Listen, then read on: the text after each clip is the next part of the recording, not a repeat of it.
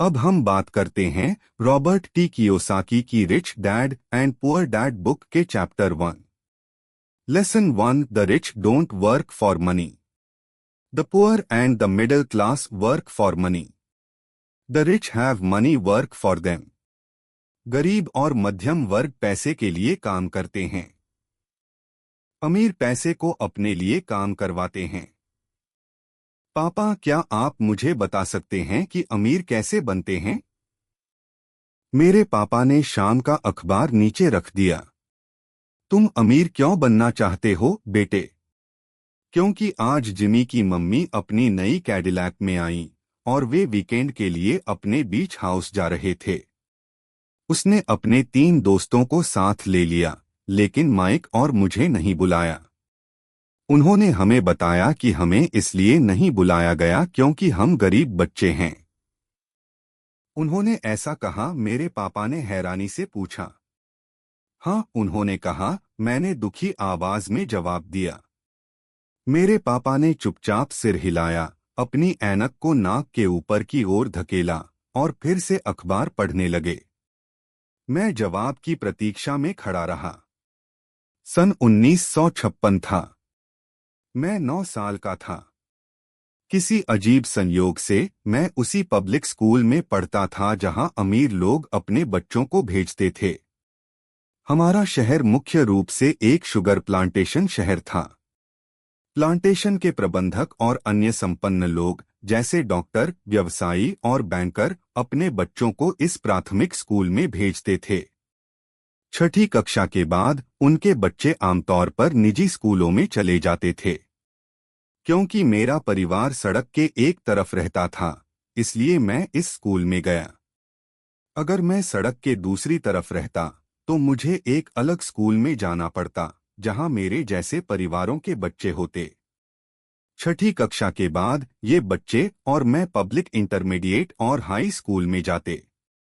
उनके लिए या मेरे लिए कोई निजी स्कूल नहीं था। मेरे पापा ने आखिरकार अखबार नीचे रख दिया। मैं समझ सकता था कि वे कुछ सोच रहे थे। तो बेटा, उन्होंने धीरे धीरे कहना शुरू किया, अगर तुम्हें अमीर बनना है तो तुम्हें पैसे कमाने सीखने होंगे। पैसे कैसे कमाए जाते हैं? मैंने पूछा। अरे बेटा, दिमाग लगाओ, उन्होंने मुस्कुराते हुए कहा। तब भी मैं समझ गया था कि इसका मतलब था, यही सब मैं तुम्हें बताने वाला हूँ, या फिर मुझे खुद इसका जवाब नहीं पता, इसलिए मुझे शर्मिंदा मत करो। A partnership is formed. एक साझेदारी बनाई गई है। अगली सुबह मैंने अपने सबसे अच्छे दोस्त माइक को बताया कि मेरे पिता ने क्या कहा था। जहां तक मुझे समझ आया, माइक और मैं ही इस स्कूल में गरीब बच्चे थे। माइक भी एक अजीब संयोग से इस स्कूल में था। किसी ने स्कूल जिले की सीमा में थोड़ी फेरबदल की थी और हम अमीर बच्चों के साथ स्कूल में आ गए थे। हम वास्तव में गरीब नहीं थे, लेकिन हमें ऐसा लगता था जैसे हम गरीब हों, क्योंकि बाकी सभी लड़कों के पास नए बेसबॉल ग्लव्स, नई साइकिलें और हर चीज नई थी। माँ और पापा ने हमें बुनियादी चीजें जैसे खाना, रहने की जगह और कपड़े मुहैया कराए। लेकिन बस इतना ही। मेरे पापा अक्सर कहते थे, अगर तुम्हें कुछ चाहिए तो उसके लिए काम करो। हमें बहुत सी चीजें चाहिए थीं, लेकिन 9 साल के लड़कों के लिए ज्यादा काम उपलब्ध नहीं था। तो हम पैसे कमाने के लिए क्या करें? माइक ने पूछा। मुझे नहीं पता, मैंने कहा। लेकिन क्या तुम मेरे साझेदार बनना चाहते हो? वह सहमत हो गया और उस शनिवार की सुबह माइक मेरा पहला व्यापार साझेदार बन गया। हमने पूरी सुबह पैसे कमाने के तरीकों के बारे में विचार किए। बीच बीच में हम जिमी के बीच हाउस में मौजमस्ती करने वाले कूल लोगों के बारे में बात करते रहे। यह थोड़ा दुखद था, लेकिन वह दुख अच्छा था, क्योंकि उसने हमें पैसे कमाने का तरीका खोजने के लिए प्रेरित किया। आखिरकार उस दोपहर जैसे अचानक बिजली कड़क गई। यह एक विचार था जो माइक को उसकी पढ़ी हुई विज्ञान की किताब से आया था। उत्साहित होकर हमने हाथ मिलाया और अब साझेदारी का अपना एक व्यापार था। अगले कई हफ्तों तक माइक और मैं अपने पड़ोस में दौड़ते रहे, दरवाजे खटखटाते हुए अपने पड़ोसियों से पूछते कि क्या वे हमारे लिए अपने टूथपेस्ट की ट्यूब्स बचाकर रखेंगे।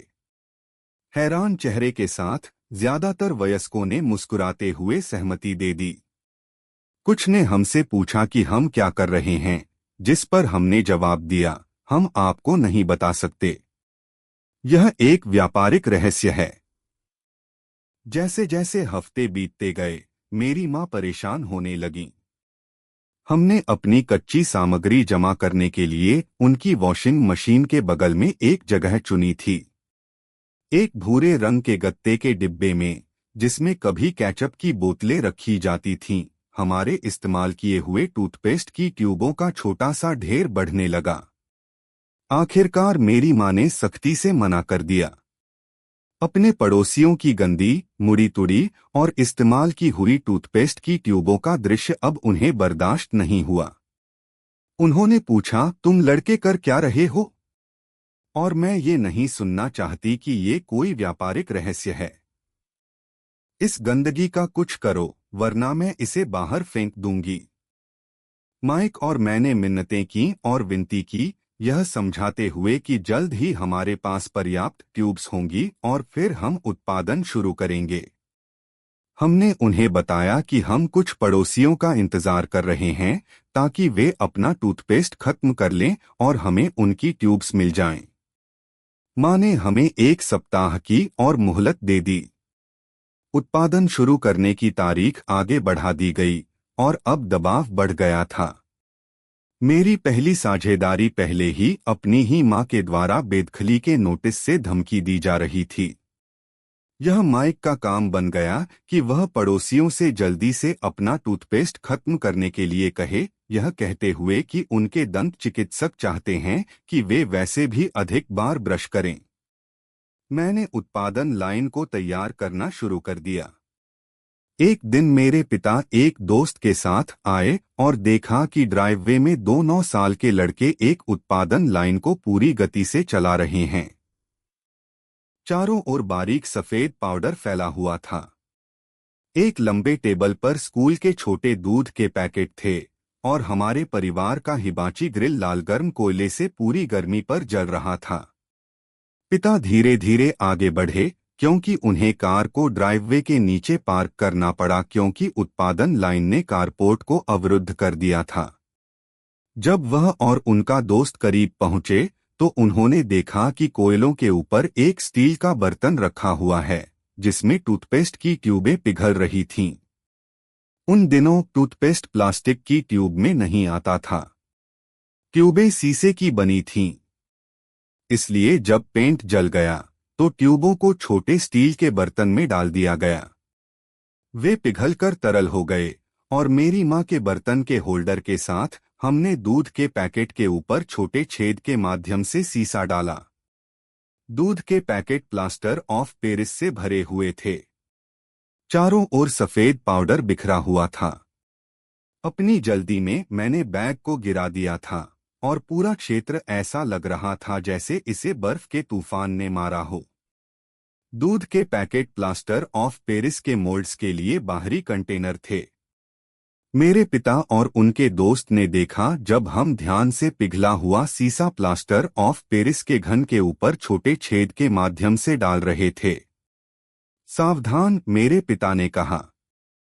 मैंने बिना देखे सिर हिलाया। आखिरकार जब डालना खत्म हो गया, मैंने स्टील का बर्तन नीचे रखा और अपने पिता की ओर मुस्कुराया। तुम लड़के क्या कर रहे हो? उन्होंने सावधानी भरी मुस्कान के साथ पूछा। हम वही कर रहे हैं जो आपने मुझे करने के लिए कहा था। हम अमीर बनने वाले हैं, मैंने कहा। हाँ, माइक ने कहा, मुस्कुराते हुए और सिर हिलाते हुए। हम साझेदार हैं।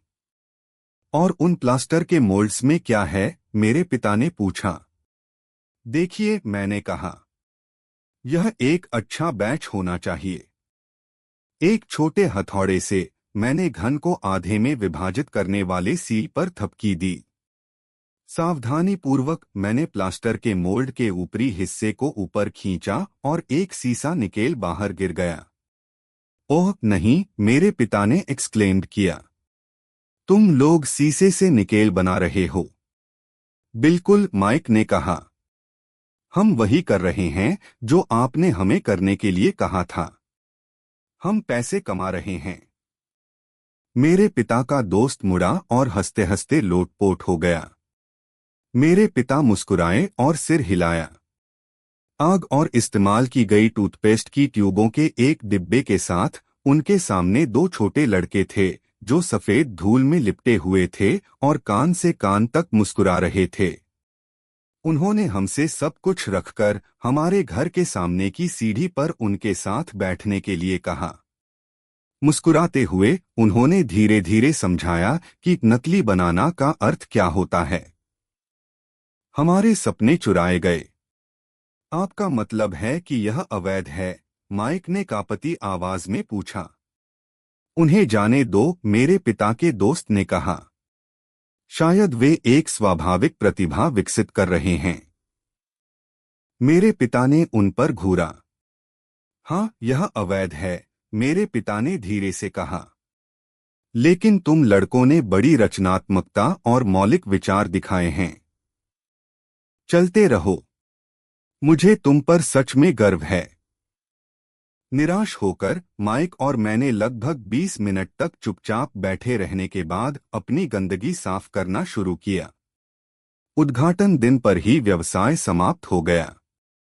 पाउडर को झाड़ते हुए मैंने माइक की ओर देखा और कहा, मुझे लगता है कि जिमी और उसके दोस्तों की बात सही है।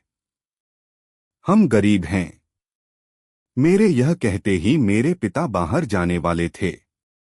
लड़कों, उन्होंने कहा, तुम सिर्फ तब गरीब हो जब तुम हार मान लेते हो। सबसे महत्वपूर्ण बात यह है कि तुमने कुछ किया।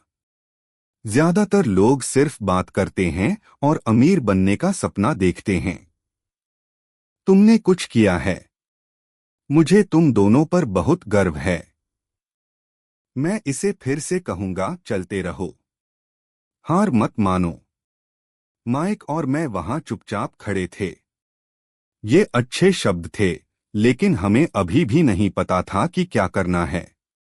तो आप अमीर क्यों नहीं हैं, पापा? मैंने पूछा। क्योंकि मैंने स्कूल टीचर बनने का चयन किया। स्कूल टीचर्स वास्तव में अमीर बनने के बारे में नहीं सोचते। हमें बस सिखाना पसंद है। काश मैं तुम्हारी मदद कर सकता, लेकिन मुझे सच में नहीं पता कि पैसे कैसे कमाए जाते हैं। माइक और मैंने मुड़कर अपना साफ सफाई का काम जारी रखा। मुझे पता है, मेरे पिता ने कहा। अगर तुम लड़के अमीर बनने का तरीका सीखना चाहते हो तो मुझसे मत पूछो। अपने पिता से बात करो, माइक। मेरे पिता, माइक ने सिकुड़ी हुई आंखों के साथ पूछा। हाँ, तुम्हारे पिता, मेरे पिता ने मुस्कुराते हुए दोहराया। तुम्हारे पिता और मेरे पास एक ही बैंकर है और वह तुम्हारे पिता की बहुत तारीफ करता है। उसने मुझे कई बार बताया है कि तुम्हारे पिता पैसे बनाने के मामले में बहुत प्रतिभाशाली हैं। मेरे पिता, माइक ने फिर से डिसबिलीफ में पूछा। तो फिर हमारे पास स्कूल के अमीर बच्चों की तरह अच्छी कार और अच्छा घर क्यों नहीं है? एक अच्छी कार और एक अच्छा घर जरूरी नहीं है कि आप अमीर हैं या आपको पैसे बनाने का तरीका पता है, मेरे पिता ने जवाब दिया। जिमी के पिता चीनी के बागान में काम करते हैं। वह मुझसे ज्यादा अलग नहीं हैं। वह एक कंपनी के लिए काम करते हैं और मैं सरकार के लिए काम करता हूं। कंपनी उसके लिए कार खरीदती है। चीनी कंपनी वित्तीय समस्याओं में है और जिमी के पिता जल्द ही कुछ भी नहीं रख सकते। तुम्हारे पिता अलग हैं, माइक। वह एक साम्राज्य बनाने की कोशिश कर रहे हैं और मुझे संदेह है कि कुछ वर्षों में वह एक बहुत अमीर आदमी बन जाएंगे। इससे माइक और मैं फिर से उत्साहित हो गए। नए उत्साह के साथ हमने अपने अब बंद हो चुके पहले व्यवसाय से हुई गंदगी साफ करना शुरू किया। जब हम साफ कर रहे थे, हमने माइक के पिता से बात करने की योजना बनाई कि कैसे और कब बात करनी है। समस्या यह थी कि माइक के पिता लंबे समय तक काम करते थे और अक्सर देर रात तक घर नहीं आते थे। उनके पिता के पास गोदाम, एक निर्माण कंपनी, एक स्टोर की श्रृंखला और 3 रेस्तरां थे। यही रेस्तरां उन्हें देर तक बाहर रखते थे। माइक ने सफाई खत्म करने के बाद घर जाने के लिए बस पकड़ी। वह उस रात घर पहुंचकर अपने पिता से बात करने वाला था और उनसे पूछेगा कि क्या वह हमें अमीर बनने का तरीका सिखाएंगे। माइक ने वादा किया कि वह जैसे ही अपने पिता से बात करेगा, तुरंत कॉल करेगा, चाहे वह कितना भी देर क्यों न हो। फोन 8:30 बजे रात को बजा। ठीक है, मैंने कहा। अगले शनिवार मैंने फोन रख दिया। माइक के पिता ने हमसे मिलने के लिए सहमति दे दी थी। शनिवार को मैंने गरीबों के इलाके में जाने के लिए सुबह 7:30 की बस पकड़ी। The lessons begin. अब शुरू होता है। माइक और मैं उस सुबह 8 बजे उसके पिताजी से मिले। वह पहले से ही व्यस्त थे, काम पर आए हुए 1 घंटे से अधिक हो चुका था। जब मैं उनके साधारण, छोटे और साफ सुथरे घर के पास पहुंचा, तो उनका निर्माण पर्यवेक्षक अपनी पिकअप ट्रक में जा रहा था। माइक ने दरवाजे पर मेरा स्वागत किया। माइक ने दरवाजा खोलते हुए कहा, पापा फोन पर हैं और उन्होंने कहा है कि पीछे के बरामदे में इंतजार करो। पुराने लकड़ी के फर्श से आवाज आई जब मैंने उस पुराने घर की दहलीज पार की। दरवाजे के अंदर एक सस्ता मैट बिछा हुआ था। वह मैट वहां इसीलिए रखा गया था ताकि उन अनगिनत कदमों के निशान छिपाए जा सकें, जिनका वह फर्श वर्षों से सहारा बना हुआ था। हालांकि वह साफ था, लेकिन उसे बदलने की जरूरत थी। जैसे ही मैं संकरे लिविंग रूम में दाखिल हुआ, मुझे घुटन महसूस हुई। वह कमरा पुराने, भारी और बासी फर्नीचर से भरा हुआ था, जो आज संग्रहणीय वस्तुएं मानी जातीं। सोफे पर 2 महिलाएं बैठी थीं, जो मेरी मां से थोड़ी बड़ी लग रही थीं। महिलाओं के सामने एक आदमी काम के कपड़ों में बैठा था। उसने खाकी रंग की प्रेस की हुई पैंट और शर्ट पहनी हुई थी, जिसमें स्टार्च नहीं था, और पॉलिश किए हुए वर्क बूट्स पहने थे। वह मेरे पिताजी से लगभग 10 साल बड़ा था। जैसे ही माइक और मैं उनके पास से गुजरे, वे मुस्कुराए। मैंने भी शर्माते हुए वापस मुस्कुरा दिया। वे लोग कौन हैं? मैंने पूछा। ओह, वे लोग मेरे पापा के लिए काम करते हैं। वो बुजुर्ग आदमी उनके गोदामों को संभालता है और वे महिलाएं रेस्तरां की मैनेजर्स हैं।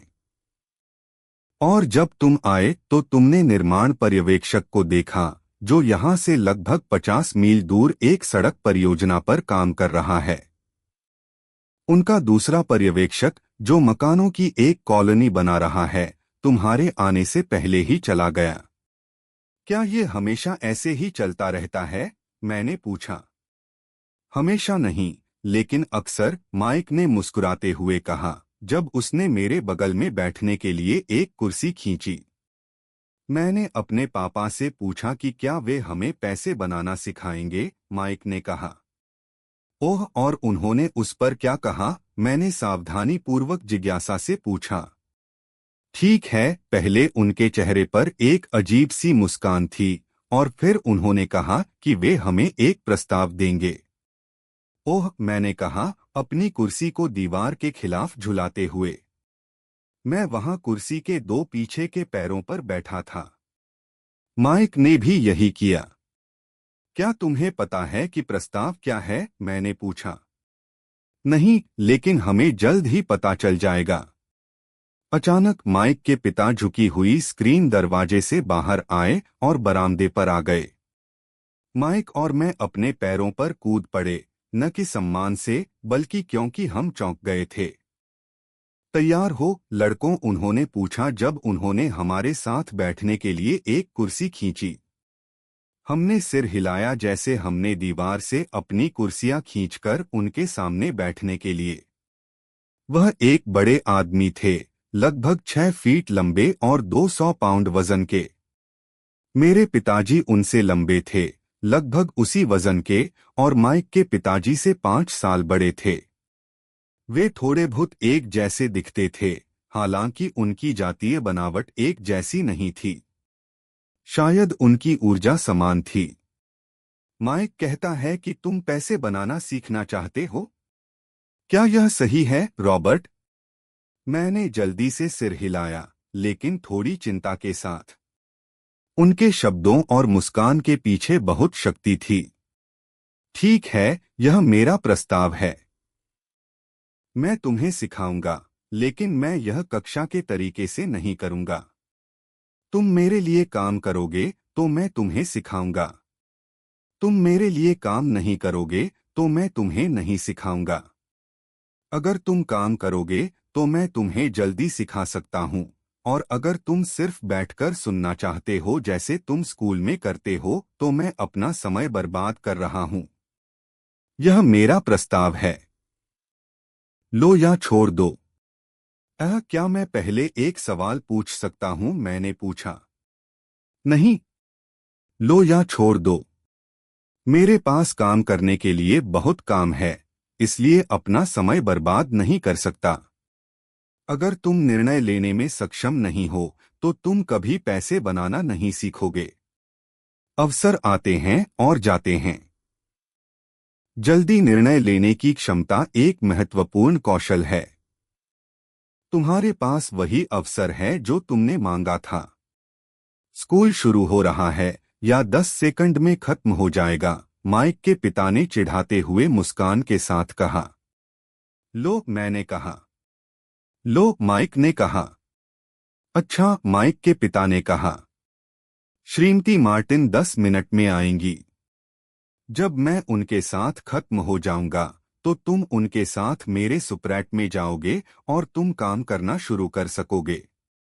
मैं तुम्हें प्रति घंटे 10 सेंट दूंगा और तुम हर शनिवार 3 घंटे काम करोगे। लेकिन आज मेरी सॉफ्टबॉल का खेल है, मैंने कहा।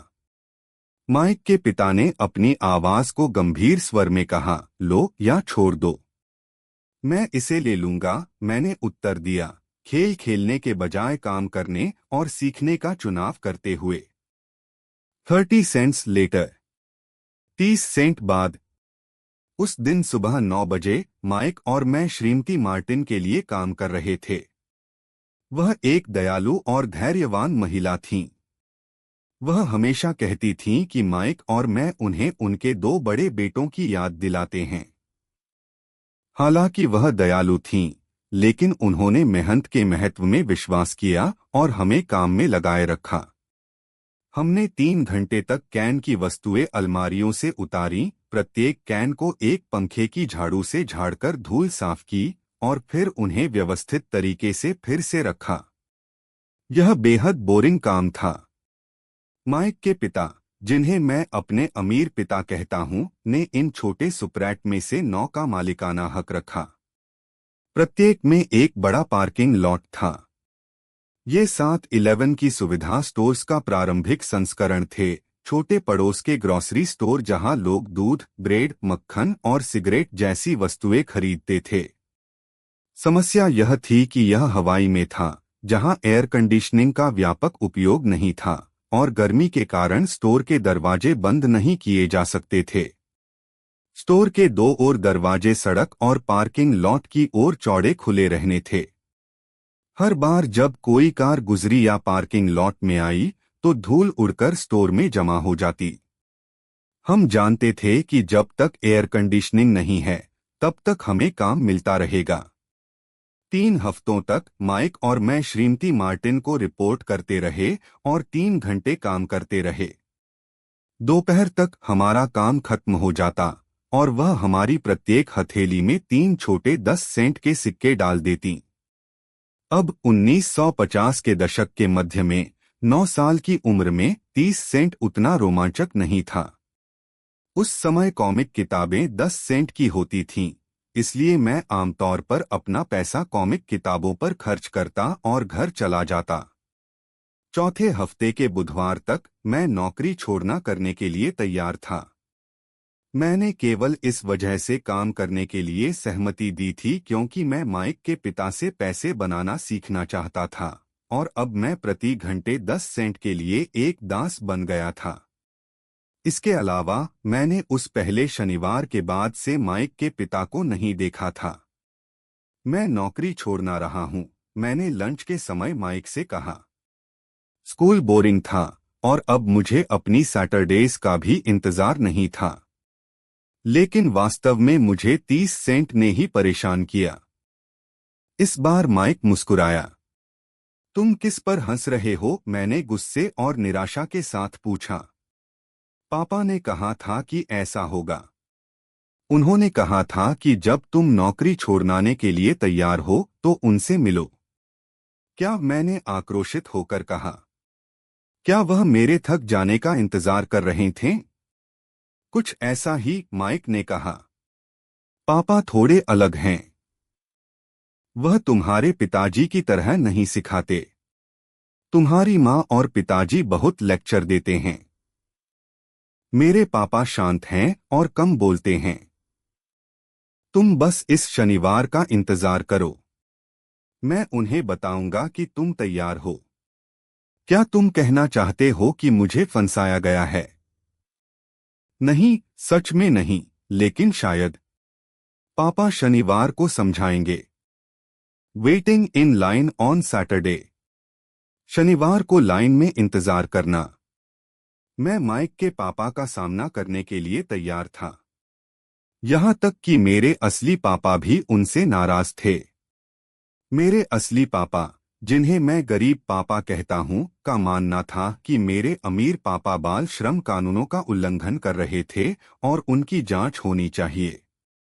मेरे पढ़े लिखे गरीब पापा ने मुझसे कहा कि मुझे अपनी काबिलियत के अनुसार मांग करनी चाहिए, कम से कम 25 सेंट प्रति घंटे। मेरे गरीब पापा ने कहा कि अगर मुझे वेतन वृद्धि नहीं मिलती तो मुझे तुरंत नौकरी छोड़ देनी चाहिए। तुम्हें वैसे भी उस बेकार नौकरी की जरूरत नहीं है, मेरे गरीब पापा ने नाराजगी के साथ कहा। शनिवार की सुबह 8 बजे मैं माइक के घर के दरवाजे से अंदर गया जब माइक के पापा ने दरवाजा खोला। बैठो और अपनी बारी का इंतजार करो, उन्होंने कहा जैसे ही मैं अंदर आया। फिर वह मुड़े और बेडरूम के पास अपने छोटे से दफ्तर में गायब हो गए। मैंने कमरे में चारों ओर देखा, लेकिन माइक कहीं नजर नहीं आया। असहज महसूस करते हुए मैं सावधानी से उन दो महिलाओं के पास जाकर बैठ गया जो 4 हफ्ते पहले भी वहां थीं। उन्होंने मुस्कुराते हुए सोफे पर खिसककर मेरे लिए जगह बनाई। 45 मिनट बीत गए और मैं गुस्से से उबल रहा था। उन दो महिलाओं ने उनसे मुलाकात की थी और 30 मिनट पहले ही जा चुकी थीं। एक बुजुर्ग व्यक्ति वहां 20 मिनट तक रहा और वह भी जा चुका था। घर खाली था और मैं एक सुहावने, धूप से भरे हवाई दिन में एक सीलन भरे, अंधेरे लिविंग रूम में बैठा था, उस कंजूस से बात करने का इंतजार कर रहा था जो बच्चों का शोषण करता था। मैं उसे दफ्तर में इधर-उधर आवाज करते, फोन पर बात करते और मुझे अनदेखा करते सुन सकता था। मैं बाहर निकलने को तैयार था, लेकिन किसी कारणवश मैं रुका रहा। आखिरकार 15 मिनट बाद ठीक 9 बजे अमीर पापा अपने दफ्तर से बाहर आए, कुछ नहीं कहा और हाथ से मुझे अंदर आने का इशारा किया। मुझे समझ में आया है कि तुम वेतन वृद्धि चाहते हो, नहीं तो तुम नौकरी छोड़ने वाले हो, अमीर पापा ने कहा जब वह अपनी ऑफिस कुर्सी पर घूमते हुए बोले। आप तो अपना वादा निभा ही नहीं रहे हैं, मैंने लगभग रोते हुए अचानक बोल दिया। किसी वयस्क का सामना करना मेरे लिए वाकई बहुत डरावना था। आपने कहा था कि अगर मैं आपके लिए काम करूंगा तो आप मुझे सिखाएंगे। खैर, मैंने आपके लिए काम किया है। मैंने मेहनत की है। मैंने आपके लिए काम करने के लिए अपने बेसबॉल मैच छोड़ दिए, लेकिन आपने अपना वादा नहीं निभाया और मुझे कुछ नहीं सिखाया।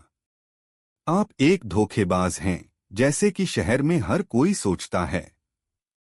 आप लालची हैं। आप सारा पैसा चाहते हैं और अपने कर्मचारियों की देखभाल नहीं करते। आपने मुझे इंतजार कराया और मुझे कोई सम्मान नहीं दिया। मैं सिर्फ एक छोटा लड़का हूं, लेकिन मुझे बेहतर तरीके से बर्ताव करने का हक है। अमीर पापा अपनी स्विवेल कुर्सी पर पीछे झुक गए, हाथ अपनी ठोड़ी पर रखे और मुझ पर ध्यान देने लगे। बुरा नहीं, उन्होंने कहा। 1 महीने से भी कम समय में तुम मेरे अधिकांश कर्मचारियों की तरह लग रहे हो। क्या? मैंने पूछा। यह समझ नहीं आया कि वह क्या कह रहे थे, इसलिए मैंने अपनी शिकायत जारी रखी। मैंने सोचा था कि आप अपना वादा निभाएंगे और मुझे सिखाएंगे। इसके बजाय आप मुझे परेशान करना चाहते हैं। यह तो निर्दयी है। यह वाकई बहुत क्रूर है। मैं तुम्हें सिखा रहा हूं, अमीर पापा ने शांत स्वर में कहा। आपने मुझे क्या सिखाया? कुछ भी नहीं, मैंने गुस्से में कहा। जब से मैंने मूंगफली के दाम पर काम करना स्वीकार किया है, आपने मुझसे एक बार भी बात नहीं की। 10 सेंट प्रति घंटे। हाँ, मुझे आपकी शिकायत सरकार से करनी चाहिए। हमारे यहाँ बाल श्रम कानून है, पता है। मेरे पापा सरकार के लिए काम करते हैं, पता है। वाह, अमीर पापा ने कहा। अब तुम बिल्कुल उन लोगों की तरह लग रहे हो जो पहले मेरे लिए काम करते थे, जिन्हें मैंने या तो निकाल दिया या जो खुद नौकरी छोड़कर चले गए। तो अब आप क्या कहेंगे? मैंने साहस दिखाते हुए पूछा, एक छोटे बच्चे के लिए खुद को काफी बहादुर महसूस करते हुए। आपने मुझसे झूठ बोला। मैंने आपके लिए काम किया है और आपने अपना वादा नहीं निभाया। आपने मुझे कुछ भी नहीं सिखाया। तुम्हें कैसे पता कि मैंने तुम्हें कुछ नहीं सिखाया? अमीर पापा ने शांत स्वर में पूछा। अरे, आपने मुझसे कभी बात ही नहीं की। मैंने 3 हफ्ते तक काम किया है और आपने मुझे कुछ भी नहीं सिखाया, मैंने नाखुशी से कहा। क्या सिखाने का मतलब बात करना या व्याख्यान देना होता है? अमीर पापा ने पूछा। हाँ, मैंने जवाब दिया। स्कूल में वे आपको इसी तरह सिखाते हैं, उन्होंने मुस्कुराते हुए कहा। लेकिन जिंदगी आपको ऐसे नहीं सिखाती, और मैं कहूंगा कि जिंदगी सबसे अच्छी शिक्षक है। अधिकतर समय जिंदगी आपसे बात नहीं करती। वह बस आपको इधर-उधर धकेलती रहती है। हर धक्का यह कहता है, जागो। मैं तुम्हें कुछ सिखाना चाहता हूं। यह आदमी क्या कह रहा है? मैंने मन ही मन सोचा। जिंदगी का मुझे धकेलना, क्या वही जिंदगी की मुझसे बात करने का तरीका था? अब मुझे यकीन हो गया था कि मुझे अपनी नौकरी छोड़नी ही पड़ेगी। मैं ऐसे इंसान से बात कर रहा था जिसे बंद कर देना चाहिए। अगर आप जिंदगी के सबक सीखते हैं, तो आप अच्छा करेंगे। अगर नहीं, तो जिंदगी बस आपको धकेलती रहेगी। लोग 2 चीजें करते हैं। कुछ लोग बस जिंदगी को उन्हें धकेलने देते हैं। अन्य लोग गुस्सा होते हैं और पलटकर धकेलते हैं। लेकिन वे अपने बॉस, अपनी नौकरी या अपने पति या पत्नी के खिलाफ पलटकर धकेलते हैं। उन्हें नहीं पता कि वास्तव में जिंदगी ही उन्हें धकेल रही है। मुझे यह नहीं पता था कि वह किस बारे में बात कर रहा था। जिंदगी हम सभी को धकेलती है। कुछ लोग हार मान लेते हैं और कुछ लोग लड़ते हैं। कुछ लोग सबक सीख लेते हैं और आगे बढ़ते हैं। वे जिंदगी के धकेलने का स्वागत करते हैं। इन कुछ लोगों के लिए इसका मतलब है कि उन्हें कुछ सीखने की जरूरत और इच्छा है। वे सीखते हैं और आगे बढ़ते हैं। अधिकांश लोग हार मान लेते हैं और कुछ जैसे तुम लड़ते हैं। अमीर पापा खड़े हुए और उस पुरानी लकड़ी की खिड़की को बंद कर दिया जिसे मरम्मत की जरूरत थी। अगर तुम यह सबक सीख लेते हो तो तुम एक समझदार, अमीर और खुश युवक बनोगे। अगर नहीं तो तुम अपनी जिंदगी नौकरी, कम वेतन या अपने बॉस को अपनी समस्याओं के लिए दोष देते हुए बिताओगे। तुम हमेशा इस बड़े मौके की उम्मीद करते रहोगे जो तुम्हारी सभी आर्थिक समस्याओं का हल कर देगा। अमीर पापा ने देखा कि क्या मैं अभी भी सुन रहा हूं। उनकी आंखें मेरी आंखों से मिलीं। हम एक दूसरे को घूरते रहे, अपनी आंखों के जरिए बातचीत करते हुए।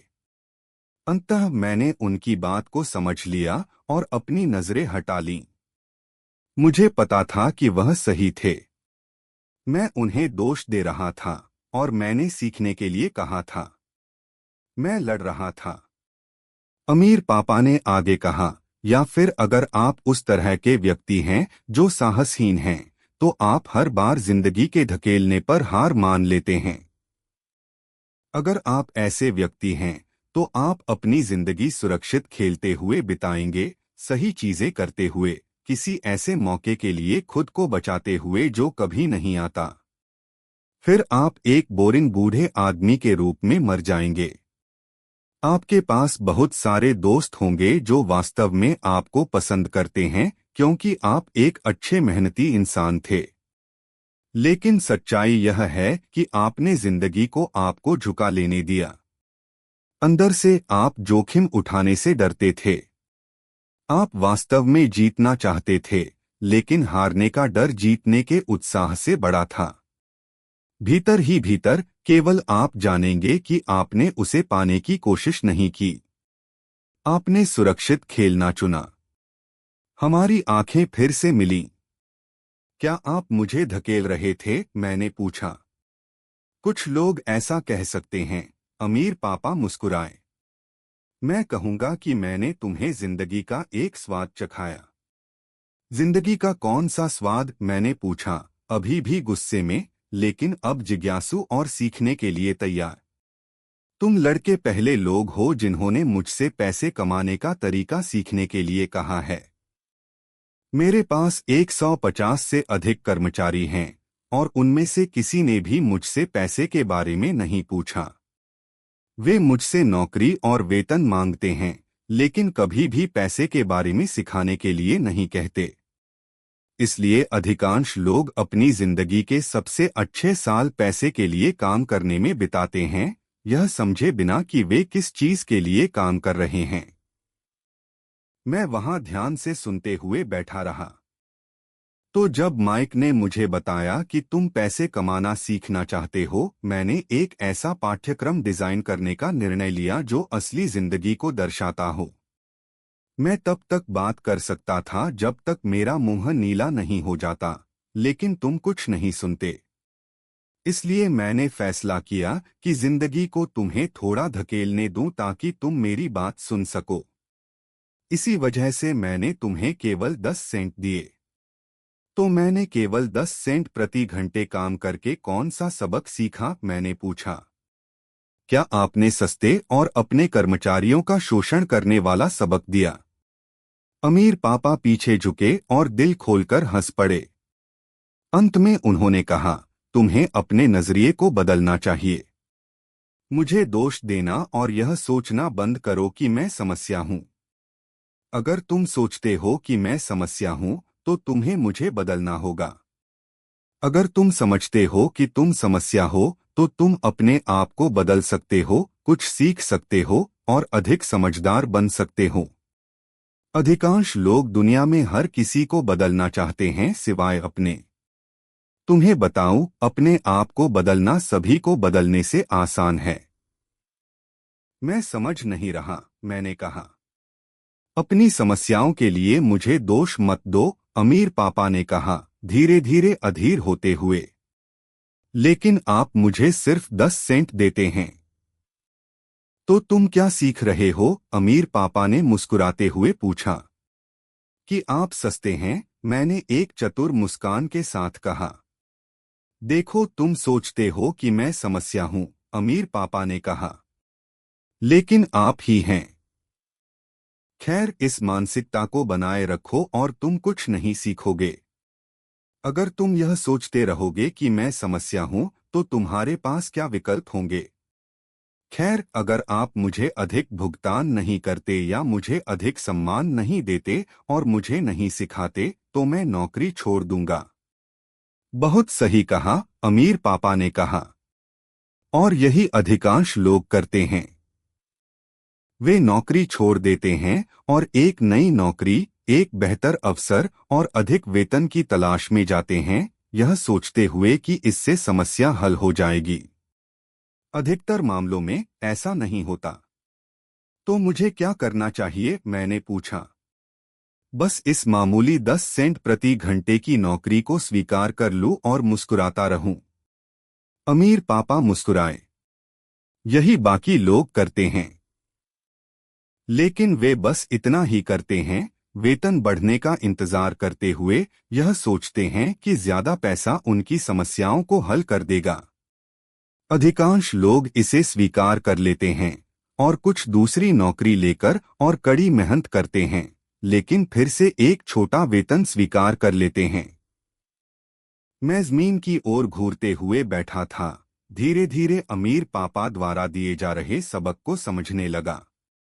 मुझे महसूस हो रहा था कि यह जिंदगी का एक स्वाद था। आखिरकार मैंने ऊपर देखा और पूछा, तो समस्या का हल क्या है? यह, उन्होंने कहा, अपनी कुर्सी पर आगे झुकते हुए और हल्के से मेरे सिर पर थपथपाते हुए। यह जो तुम्हारे कानों के बीच है। उसी पल अमीर पापा ने वह महत्वपूर्ण दृष्टिकोण साझा किया जिसने उन्हें उनके कर्मचारियों और मेरे गरीब पापा से अलग किया, और जिसके कारण वह अंततः हवाई के सबसे अमीर लोगों में से एक बन गए, जबकि मेरे अत्यधिक शिक्षित लेकिन गरीब पापा ने अपनी पूरी जिंदगी आर्थिक संघर्ष में बिताई। यह एकमात्र दृष्टिकोण था जिसने पूरी जिंदगी में फर्क पैदा कर दिया। अमीर पापा ने इस दृष्टिकोण को बार बार समझाया, जिसे मैं पाठ नंबर 1 कहता हूं। गरीब और मध्य वर्ग के लोग पैसे के लिए काम करते हैं। अमीर पैसे को अपने लिए काम कराते हैं। उस उज्ज्वल शनिवार की सुबह मैंने अपने गरीब पापा द्वारा सिखाए गए दृष्टिकोण से पूरी तरह से अलग एक नजरिया सीखा। 9 साल की उम्र में मुझे समझ में आ गया था कि दोनों पापा चाहते थे कि मैं सीखूं। दोनों पापा मुझे पढ़ाई के लिए प्रेरित करते थे, लेकिन एक जैसी चीजें नहीं। मेरे अत्यधिक शिक्षित पापा ने मुझे वही करने की सलाह दी जो उन्होंने किया था। बेटा, मैं चाहता हूं कि तुम कड़ी मेहनत से पढ़ाई करो, अच्छे अंक लाओ, ताकि तुम एक बड़ी कंपनी में एक सुरक्षित और स्थिर नौकरी पा सको। और यह सुनिश्चित करना कि उसमें बेहतरीन लाभ हो। मेरे अमीर पापा चाहते थे कि मैं यह सीखूं कि पैसा कैसे काम करता है, ताकि मैं उसे अपने लिए काम पर लगा सकूं। ये सबक मैं जीवन में उनके मार्गदर्शन से सीखूंगा, न कि किसी कक्षा की वजह से। मेरे अमीर पापा ने मेरे पहले पाठ को जारी रखा। मुझे खुशी है कि तुम 10 सेंट प्रति घंटे काम करने पर गुस्सा हुए। अगर तुम गुस्सा नहीं होते और इसे बस स्वीकार कर लेते, तो मुझे तुम्हें बताना पड़ता कि मैं तुम्हें सिखा नहीं सकता। देखो, सच्चा ज्ञान ऊर्जा, जुनून और एक जलती हुई इच्छा लेता है। गुस्सा उस सूत्र का एक बड़ा हिस्सा है, क्योंकि जुनून गुस्से और प्रेम का मेल है। जब पैसे की बात आती है, तो अधिकांश लोग सुरक्षित खेलना चाहते हैं और सुरक्षित महसूस करते हैं। इसलिए जुनून उन्हें निर्देशित नहीं करता, डर करता है। तो क्या यही वजह है कि वे कम वेतन वाली नौकरियों को स्वीकार करते हैं? मैंने पूछा। हाँ, अमीर पापा ने कहा। कुछ लोग कहते हैं कि मैं लोगों का शोषण करता हूं क्योंकि मैं चीनी के बागान या सरकार के जितना भुगतान नहीं करता। मैं कहता हूं कि लोग खुद का शोषण करते हैं। यह उनका डर है, मेरा नहीं। लेकिन क्या आपको नहीं लगता कि आपको उन्हें अधिक भुगतान करना चाहिए? मैंने पूछा। मुझे ऐसा करने की आवश्यकता नहीं है। और इसके अलावा अधिक पैसे उनकी समस्याओं को हल नहीं करेंगे।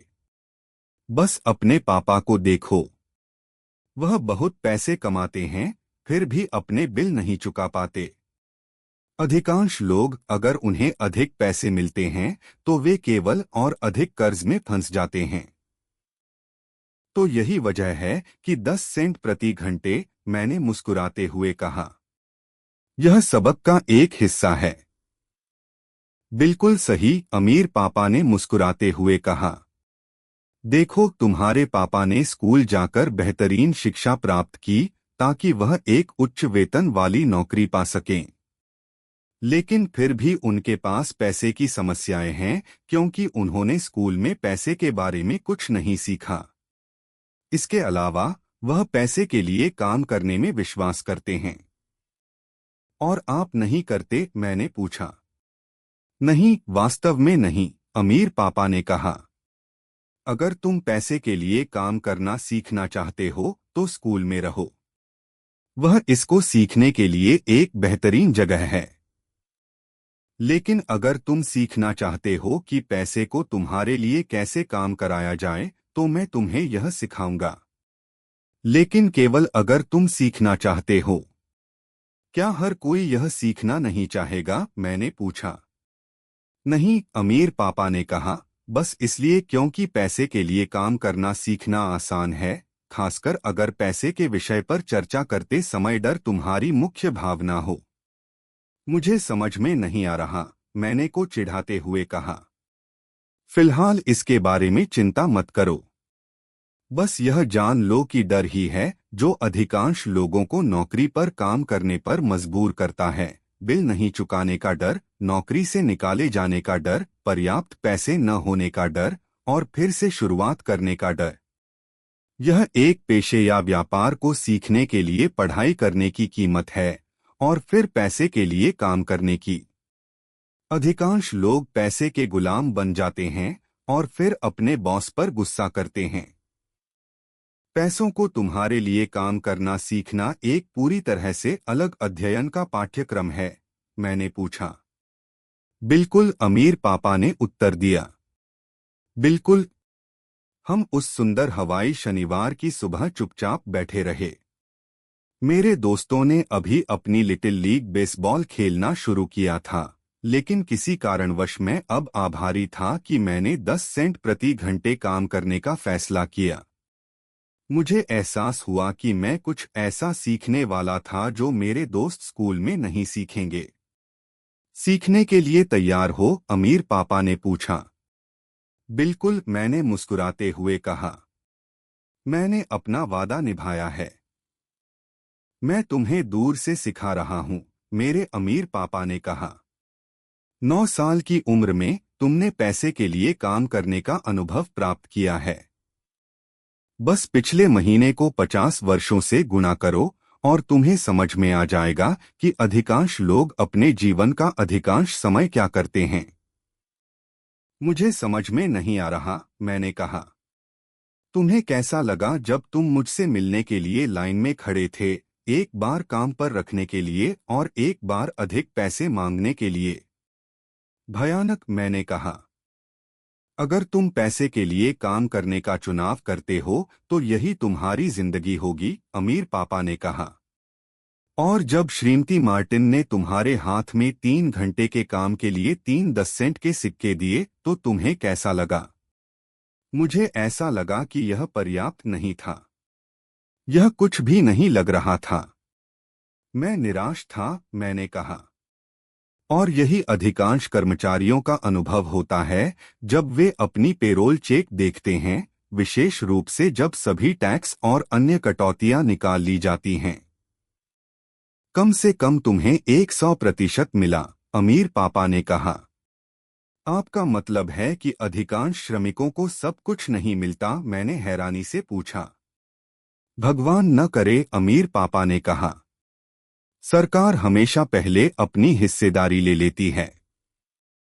वे ऐसा कैसे करते हैं? मैंने पूछा। टैक्स, अमीर पापा ने कहा। जब तुम कमाते हो तो तुम्हें टैक्स लगता है।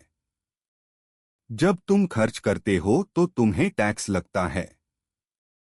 जब तुम बचाते हो तो तुम्हें टैक्स लगता है। जब तुम मरते हो तो भी तुम्हें टैक्स लगता है। लोग सरकार को ऐसा करने क्यों देते हैं? अमीर ऐसा नहीं करते, अमीर पापा ने मुस्कुराते हुए कहा। गरीब और मध्यम वर्ग ऐसा करते हैं। मैं शर्त लगा सकता हूं कि मैं तुम्हारे पापा से ज्यादा कमाता हूं, फिर भी वह टैक्स में ज्यादा देता है। यह कैसे हो सकता है? मैंने पूछा। मेरी उम्र में यह मेरे लिए कोई मतलब नहीं रखता था। कोई सरकार को ऐसा करने क्यों देगा? अमीर पापा ने अपनी कुर्सी में धीरे धीरे और चुपचाप झूलते हुए मुझे बस देखा। सीखने के लिए तैयार हो? उन्होंने पूछा। मैंने धीरे धीरे अपना सिर हिलाया। जैसा मैंने कहा, सीखने के लिए बहुत कुछ है। यह सीखना कि कैसे पैसे आपके लिए काम करें, एक जीवन भर का अध्ययन है। अधिकांश लोग 4 साल के लिए कॉलेज जाते हैं और उनकी शिक्षा वहीं खत्म हो जाती है। मैं पहले से जानता हूं कि पैसे का मेरा अध्ययन मेरे जीवन भर चलता रहेगा, क्योंकि जितना मैं जानता हूं उतना ही मुझे और जानने की आवश्यकता महसूस होती है। अधिकांश लोग इस विषय का अध्ययन नहीं करते। वे काम पर जाते हैं, अपनी पेरोल चेक प्राप्त करते हैं, अपने चेकबुक का संतुलन बनाते हैं, और बस इतना ही। फिर वे आश्चर्य करते हैं कि उनके पास पैसे की समस्याएं क्यों हैं। वे सोचते हैं कि अधिक पैसे समस्या का समाधान कर देगा और यह नहीं समझते कि उनकी वित्तीय शिक्षा की कमी ही असली समस्या है। तो मेरे पापा के टैक्स की समस्याएं हैं क्योंकि वह पैसे को समझते नहीं हैं? मैंने पूछा, भ्रमित होकर। देखो, अमीर पापा ने कहा, टैक्स केवल यह सीखने के एक छोटे से हिस्से में से एक है कि पैसे को कैसे अपने लिए काम करने दिया जाए। आज मैं बस यह जानना चाहता था कि क्या तुम्हारे पास पैसे के बारे में सीखने का जुनून अभी भी है? अधिकांश लोगों के पास नहीं होता। वे स्कूल जाना चाहते हैं, एक पेशा सीखना चाहते हैं, अपने काम में मजा लेना चाहते हैं और बहुत सारा पैसा कमाना चाहते हैं। एक दिन वे बड़े पैसे की समस्याओं के साथ जागते हैं और फिर वे काम करना नहीं रोक पाते। यह केवल पैसे के लिए काम करना जानने की कीमत है, बजाय इसके कि आप पैसे को अपने लिए काम करने की पढ़ाई करें। तो क्या तुम्हारे पास अभी भी सीखने का जुनून है? अमीर पापा ने पूछा। मैंने अपना सिर हिलाया। अच्छा, अमीर पापा ने कहा। अब वापस काम पर जाओ। इस बार मैं तुम्हें कुछ नहीं दूंगा। क्या? मैंने आश्चर्य से पूछा। तुमने मुझे सुना। कुछ नहीं। तुम हर शनिवार को वही 3 घंटे काम करोगे, लेकिन इस बार तुम्हें प्रति घंटे 10 सेंट नहीं मिलेगा। तुमने कहा था कि तुम पैसे के लिए काम नहीं करना सीखना चाहते हो, इसलिए मैं तुम्हें कुछ नहीं दूंगा। मैं जो सुन रहा था उस पर विश्वास नहीं कर सकता था। मैं पहले ही इस पर बातचीत कर चुका हूं और माइक पहले से काम कर रहा है, बिना किसी पैसे के। तुम जल्दी वापस वहां जाओ। यह उचित नहीं है, मैंने चिल्लाया। तुम्हें कुछ तो देना होगा। तुमने कहा था कि तुम सीखना चाहते हो। अगर तुम इसे अब नहीं सीखते, तो तुम बड़े होकर उन 2 महिलाओं और उस वृद्ध व्यक्ति की तरह बन जाओगे जो मेरे लिविंग रूम में पैसे के लिए काम कर रहे हैं और उम्मीद कर रहे हैं कि मैं उन्हें न निकाल दूं। या तुम्हारे पापा की तरह, जो बहुत सारा पैसा कमाते हैं लेकिन उनकी आंखों तक कर्ज में डूबे रहते हैं, यह सोचते हुए कि और अधिक पैसा समस्या का समाधान कर देगा। अगर यही तुम चाहते हो तो मैं 10 सेंट प्रति घंटे के हमारे मूल सौदे पर लौट जाऊंगा। या तुम वही कर सकते हो जो अधिकांश वयस्क करते हैं, यह शिकायत करना कि वेतन पर्याप्त नहीं है, नौकरी छोड़ना और दूसरी नौकरी की तलाश करना। लेकिन मैं क्या करूं? मैंने पूछा। अमीर पापा ने मेरे सिर पर थपकी दी। इसे इस्तेमाल करो, उन्होंने कहा। अगर तुम इसे अच्छी तरह से इस्तेमाल करते हो तो तुम जल्द ही मेरे लिए यह अवसर देने के लिए धन्यवाद करोगे और तुम एक अमीर आदमी बनोगे। मैं वहां खड़ा था, अब भी यह विश्वास नहीं कर पा रहा था कि मुझे कितना बुरा सौदा मिला। मैं वेतन बढ़ाने के लिए आया था और किसी तरह अब मैं कुछ नहीं के लिए काम कर रहा था। अमीर पापा ने फिर से मेरे सिर पर थपकी दी और कहा, इसे इस्तेमाल करो। अब यहां से बाहर जाओ और वापस काम पर जाओ। Lesson 1, the rich don't work for money. अमीर पैसे के लिए काम नहीं करते।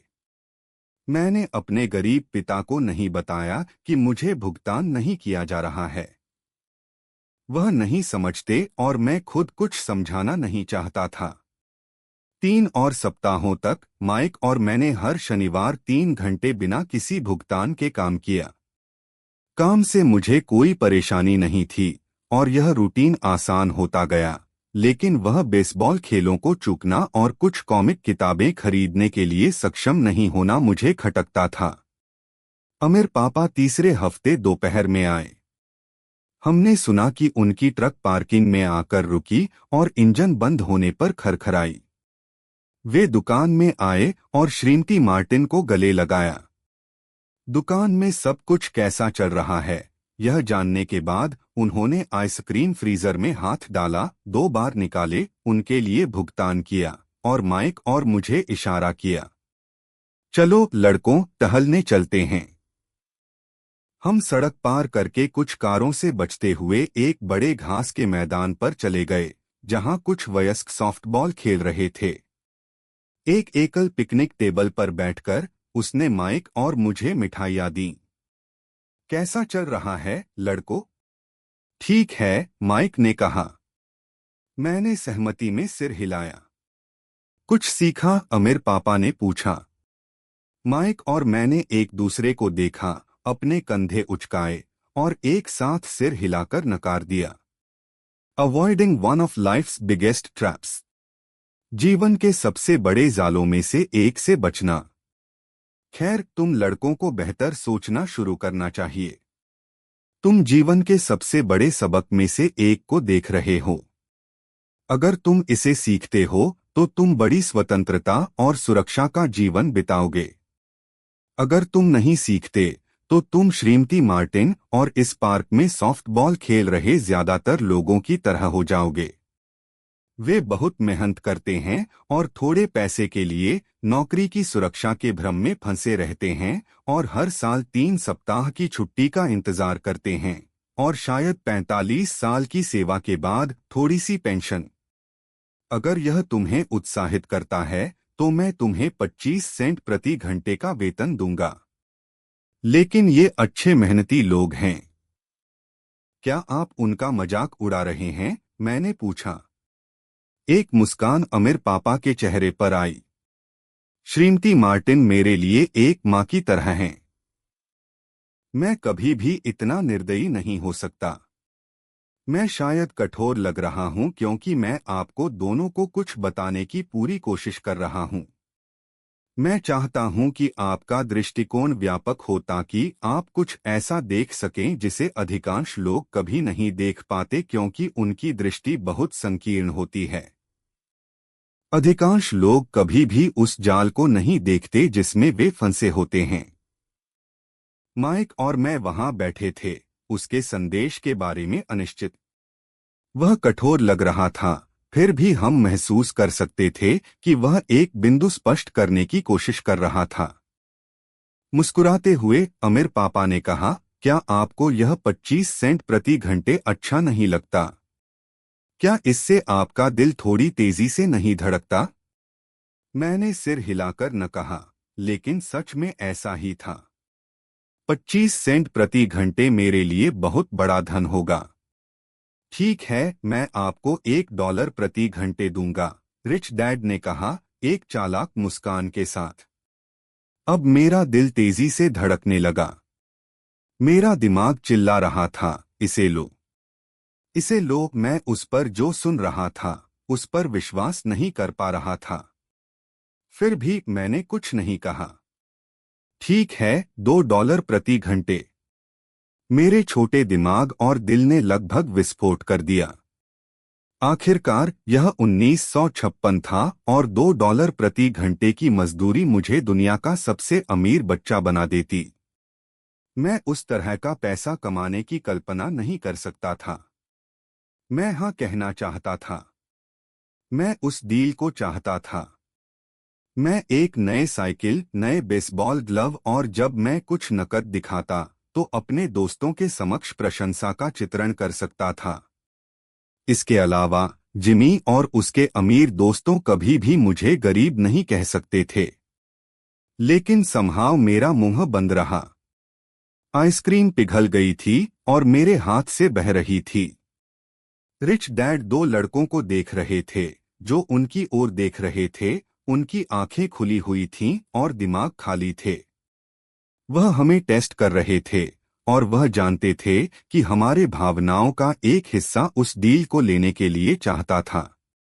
उन्होंने समझा कि हर व्यक्ति की आत्मा का एक कमजोर और जरूरतमंद हिस्सा होता है जिसे खरीदा जा सकता है, और वह यह भी जानते थे कि हर व्यक्ति की आत्मा का एक हिस्सा ऐसा भी होता है जो मजबूत है और कभी नहीं खरीदा जा सकता। यह केवल इस बात का सवाल था कि कौन सा हिस्सा अधिक मजबूत है।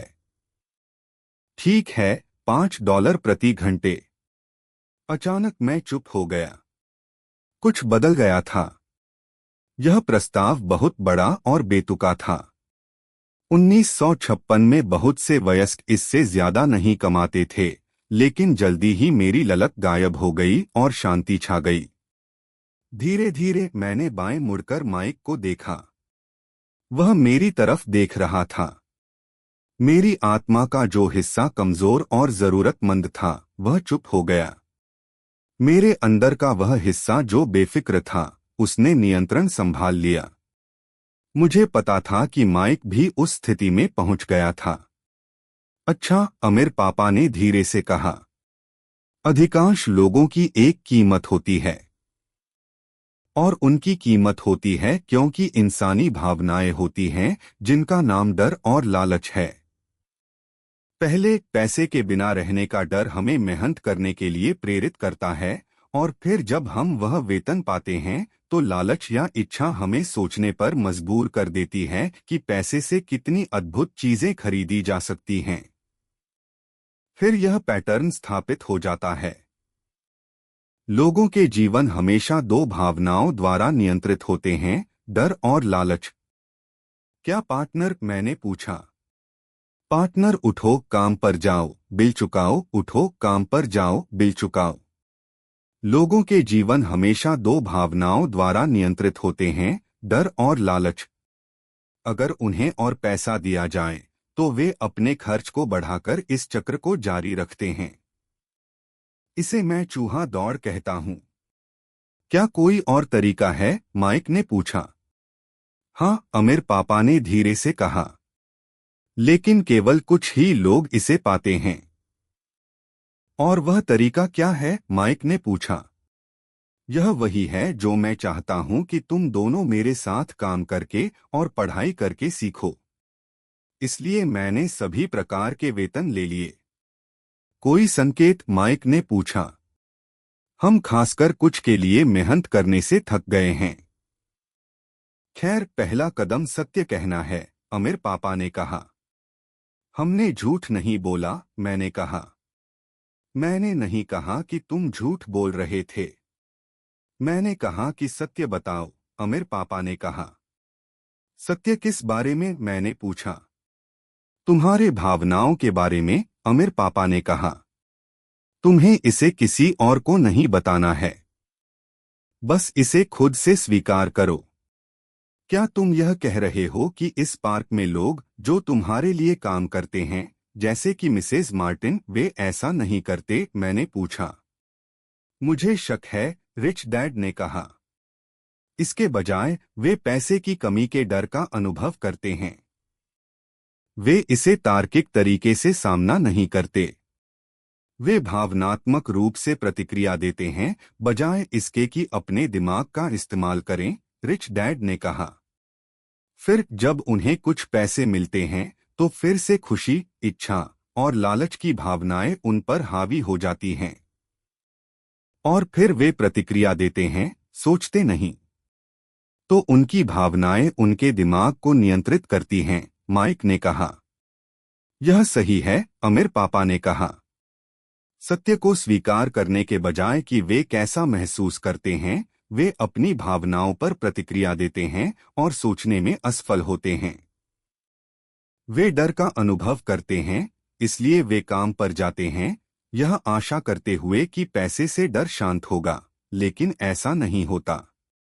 यह उन्हें परेशान करता रहता है और वे फिर से काम पर लौटते हैं, फिर से उम्मीद करते हैं कि पैसे से उनके डर को शांति मिलेगी और फिर से ऐसा नहीं होता। डर उन्हें इस जाल में रखता है, काम करना, पैसे कमाना, काम करना, पैसे कमाना, उम्मीद करना कि डर चला जाएगा। लेकिन हर दिन वे उठते हैं और वही पुराना डर उनके साथ जागता है। करोड़ों लोगों के लिए वही पुराना डर उन्हें पूरी रात जगाए रखता है, उन्हें चिंतित और परेशान करता है। तो वे उठते हैं और काम पर जाते हैं, यह उम्मीद करते हुए कि वेतन चेक उस डर को खत्म कर देगा जो उनकी आत्मा को चिढ़ा रहा है।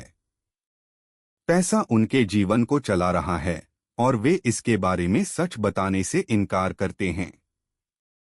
पैसा उनकी भावनाओं और उनकी आत्माओं पर नियंत्रण रखता है। अमीर पापा चुपचाप बैठे रहे, अपनी बातों को समझने के लिए। माइक और मैंने जो कुछ उन्होंने कहा था उसे सुना, लेकिन हम पूरी तरह से नहीं समझ पाए कि वह क्या बात कर रहे थे। मुझे बस यह पता था कि मैं अक्सर यह सोचता था कि बड़े लोग जल्दी काम पर क्यों जाते हैं। ऐसा लगता नहीं था कि यह बहुत मजेदार है और वे कभी खुश नहीं दिखते थे, लेकिन कुछ चीज उन्हें आगे बढ़ाती रहती थी। यह महसूस करते हुए कि हमने उनकी बातों का अधिकतम अवशोषण कर लिया है, रिच डैड ने कहा, मैं चाहता हूं कि तुम दोनों उस जाल से बचो। यही वास्तव में है जो मैं तुम्हें सिखाना चाहता हूं। केवल अमीर बनना नहीं, क्योंकि अमीर होना समस्या को हल नहीं करता। क्या नहीं, मैंने पूछा, हैरान होकर। नहीं, यह नहीं करता। मुझे दूसरे भावना के बारे में समझाने दो, इच्छा। कुछ इसे लालच कहते हैं, लेकिन मुझे इच्छा पसंद है। बेहतर, सुंदर, अधिक मजेदार या रोमांचक की इच्छा रखना पूरी तरह से सामान्य है। इसलिए लोग पैसे के लिए भी काम करते हैं, क्योंकि उन्हें खुशी की इच्छा होती है जो वे सोचते हैं कि पैसे से मिलेगी। लेकिन पैसे से मिलने वाली खुशी अक्सर क्षणिक होती है और उन्हें जल्द ही अधिक खुशी, अधिक सुख, अधिक आराम और अधिक सुरक्षा के लिए अधिक पैसे की आवश्यकता होती है। इसलिए वे काम करते रहते हैं, सोचते हैं कि पैसा उनके चिंतित आत्मा को शांत करेगा जो डर और इच्छा से परेशान है। लेकिन पैसा यह नहीं कर सकता। क्या अमीर लोग भी ऐसा करते हैं? माइक ने पूछा। अमीर लोगों में भी, अमीर पापा ने कहा। वास्तव में कई अमीर लोग अमीर हैं क्योंकि यह इच्छा नहीं है, बल्कि डर है। उन्हें विश्वास है कि पैसा गरीब होने के डर को खत्म कर सकता है, इसलिए वे ढेर सारा पैसा इकट्ठा करते हैं, केवल यह जानने के लिए कि डर और भी बढ़ जाता है। अब वे पैसे खोने का डर रखते हैं। मेरे पास ऐसे दोस्त हैं जो बहुत पैसे होने के बावजूद काम करते रहते हैं। मुझे ऐसे लोग पता हैं जिनके पास करोड़ों हैं और जो अब गरीब होने की तुलना में ज्यादा डरे हुए हैं। वे सब कुछ खोने से डरते हैं। जो डर उन्हें अमीर बनने के लिए प्रेरित करता था, वह अब और भी बढ़ गया है। उनकी आत्मा का वह कमजोर और जरूरतमंद हिस्सा वास्तव में और भी जोर से चिल्ला रहा है। वे बड़े घरों, कारों और पैसे से खरीदी गई शानदार जिंदगी को खोना नहीं चाहते। वे चिंता करते हैं कि अगर वे अपना सारा पैसा खो देते हैं तो उनके दोस्तों का क्या कहेंगे। कई लोग भावनात्मक रूप से हताश और न्यूरोटिक होते हैं, हालांकि वे अमीर दिखते हैं और उनके पास अधिक पैसा होता है। तो क्या एक गरीब आदमी खुश है? मैंने पूछा। नहीं, मुझे ऐसा नहीं लगता, रिच डैड ने जवाब दिया। पैसे से दूर रहना पैसे से जुड़ने जितना ही मानसिक विकार है। जैसे ही इशारा हुआ, नगर का बेघर हमारे टेबल के पास से गुजरा, बड़े कूड़ेदान के पास जाकर उसमें झांकने लगा। हम तीनों ने उसे बड़ी रुचि से देखा, जबकि पहले हम शायद उसे अनदेखा कर देते। अमीर पापा ने अपने बटुए से $1 निकाला और उस बूढ़े आदमी की ओर इशारा किया। पैसे को देखकर बेघर तुरंत आ गया, बिल को लिया, रिच डैड का दिल से धन्यवाद किया और खुश होकर वहां से चला गया। वह मेरे अधिकांश कर्मचारियों से बहुत अलग नहीं है, अमीर पापा ने कहा।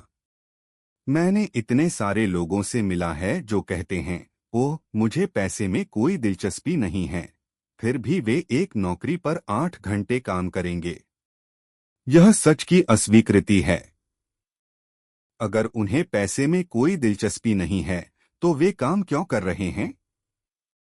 ऐसा सोचने का तरीका शायद उस व्यक्ति से ज्यादा पागलपन है जो पैसे इकट्ठा करता है। जैसे ही मैं वहां अपने अमीर पापा की बात सुन रहा था, मेरा मन उन अनगिनत बार पर चला गया जब मेरे अपने डैड ने कहा, मुझे पैसे में कोई दिलचस्पी नहीं है। उन्होंने ये शब्द अक्सर कहे। वह हमेशा यह कहते हुए भी खुद को ढक लेते थे, मैं अपने काम को पसंद करने के कारण काम करता हूं। तो हमें क्या करना चाहिए? मैंने पूछा। जब तक डर और लालच के सभी निशान मिट नहीं जाते, तब तक पैसे के लिए काम नहीं करना। नहीं, यह समय की बर्बादी होगी, रिच डैड ने कहा। भावनाएं ही हमें इंसान बनाती हैं। भावना शब्द का मतलब है गतिशील ऊर्जा। अपनी भावनाओं के प्रति ईमानदार रहें और अपने दिमाग और भावनाओं का उपयोग अपने पक्ष में करें, न कि अपने खिलाफ। वाह, माइक ने कहा। जो मैंने अभी कहा उसके बारे में चिंता मत करो।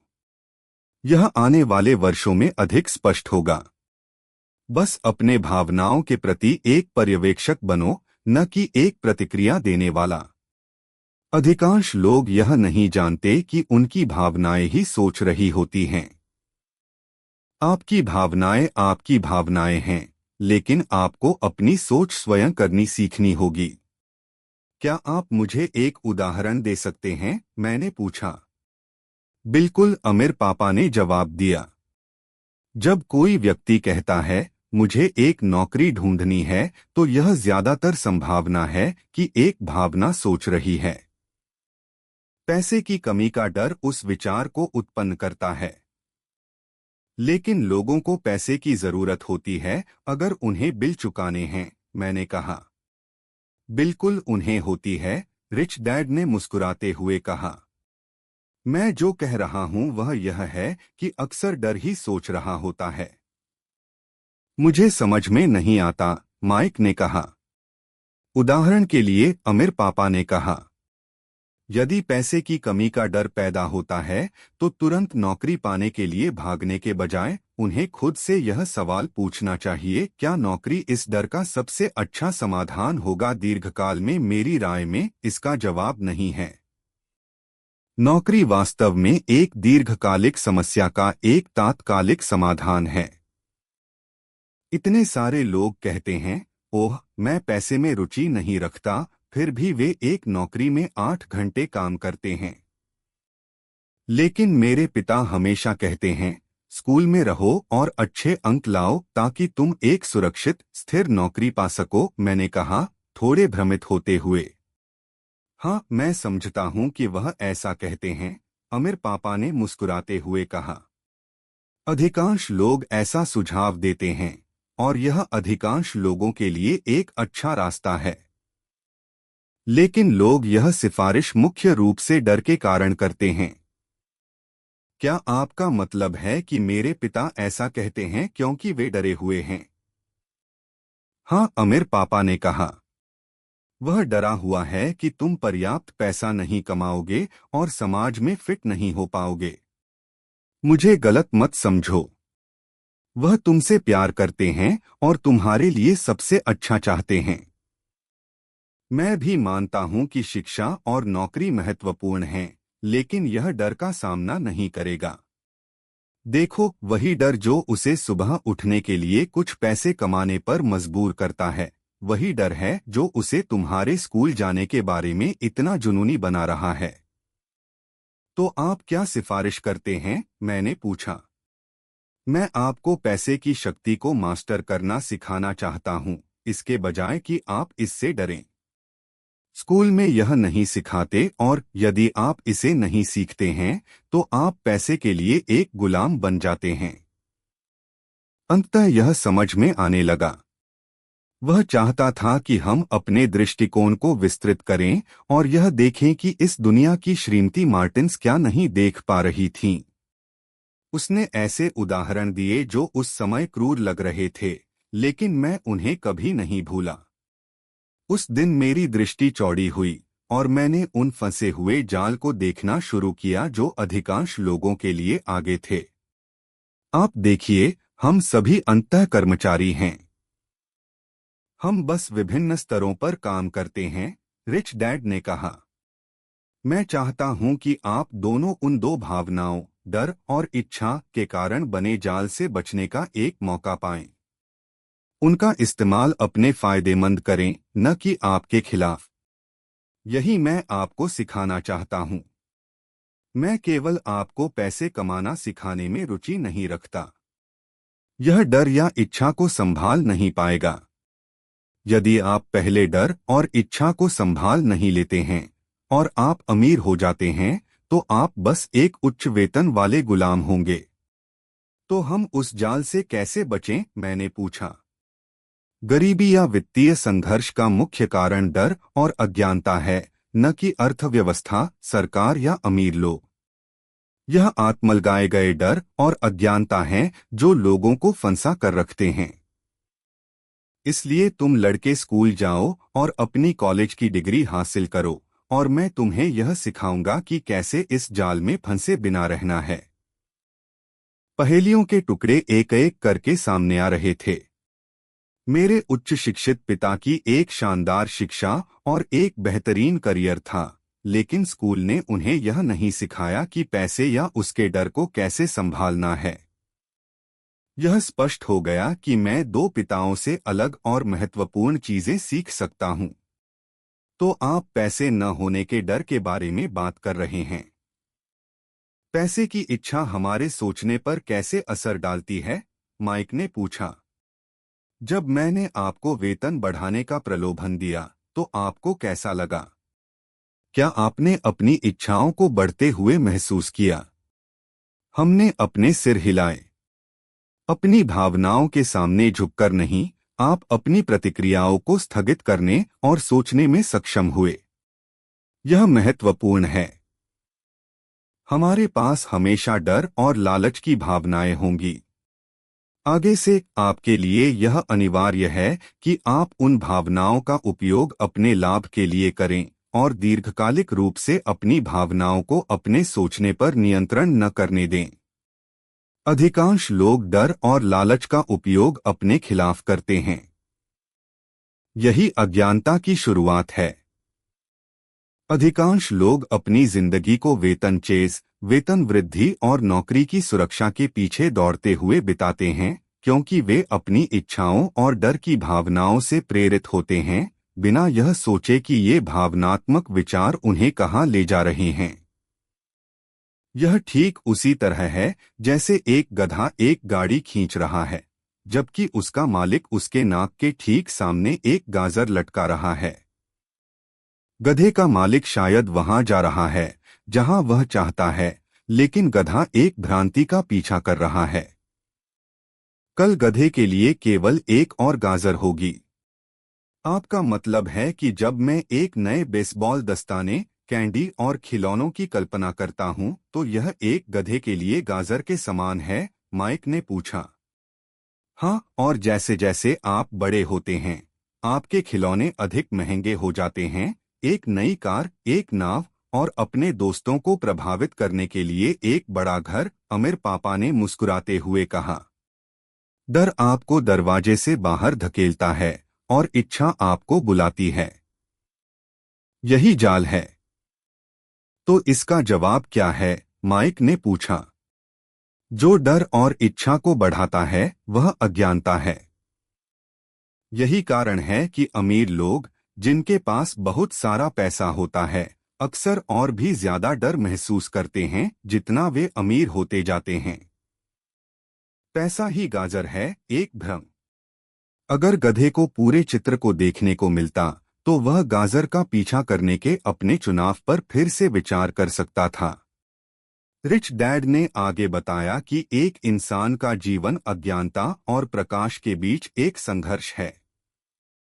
उन्होंने समझाया कि जब एक व्यक्ति जानकारी और आत्मज्ञान की खोज करना बंद कर देता है तो अज्ञानता आ जाती है। यह संघर्ष एक पल से दूसरे पल का निर्णय है, सीखने के लिए अपने मन को खोलना या बंद करना। देखो, स्कूल बहुत महत्वपूर्ण है। आप स्कूल जाकर एक कौशल या पेशा सीखते हैं ताकि आप समाज का एक योगदान देने वाला सदस्य बन सकें।